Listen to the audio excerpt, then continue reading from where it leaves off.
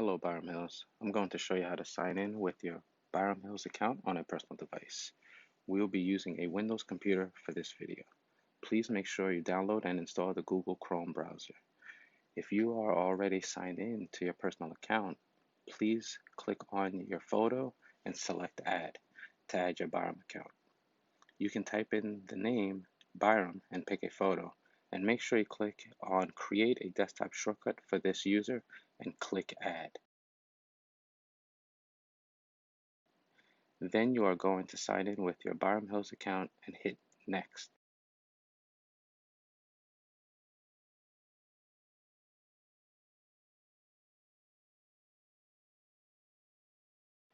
Then your password and hit Next.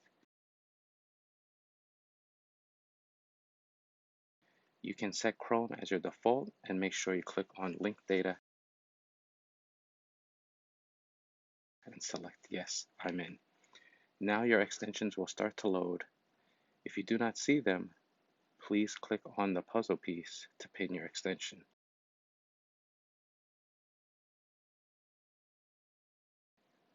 Minimize to your desktop, and you will see the two shortcuts for your Byram Hills account and your personal account.